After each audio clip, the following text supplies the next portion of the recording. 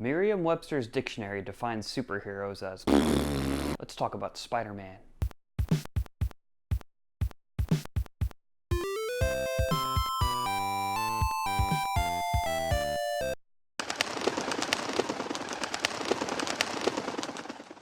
I could tell you about how much I love superheroes, but it's probably just easier to do this.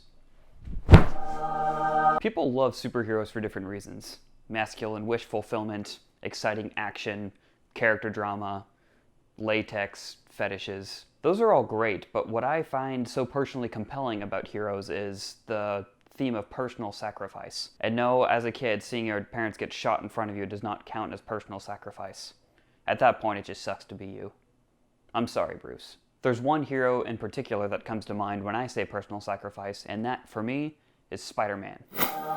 Now, there are going to be slight spoilers for Captain America Civil War over the course of this video, so if you don't want to know anything about it, not like big important plot points, but if you don't want to know anything about it, go ahead and click off now and come back after you've seen this. Please, please come back. Now, Spider-Man has been around since 1962, so there have been a bunch of different authors with different ideas about the psychology of the character, but I just want to give a few examples about why I find Peter Parker so fascinating.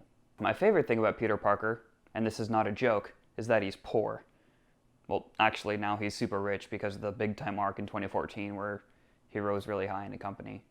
But I think he should be poor. Take away all his money. He's better that way.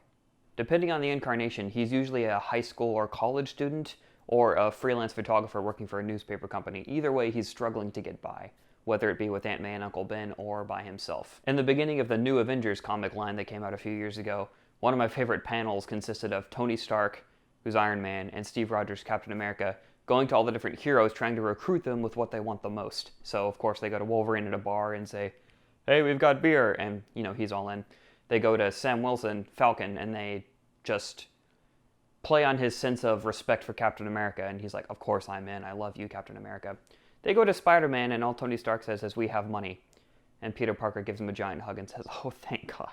In Captain America Civil War, Peter Parker is literally dumpster diving for computers, DVD players, anything like that that he can tinker with. He's a genius, but he's so driven by his guilt and sense of responsibility that he still does the right thing despite any sacrifice he makes to personal relationships or finances. Unlike some heroes who are driven by a sense of justice but have unlimited resources and money and assets to do whatever they want with, Spider-Man's broke, unlike some other heroes. Sacrifice is easy when you push away those closest to you, like Bruce Wayne or Tony Stark, or have the backing of a government or almost unlimited resources, like Black Panther or Captain America, or Bruce Wayne or Tony Stark. But Peter embraces personal relationships, like with Gwen Stacy or Mary Jane or Felicia Hardy. He struggles to pay his bills or to show up for work on time, because he does not have those unlimited resources. He's just a kid trying to get by doing the right thing. And sometimes that means showing up late for class or not showing up at all for work. Also, and this is a big issue, he's motivated by guilt and responsibility, but he isn't consumed by it.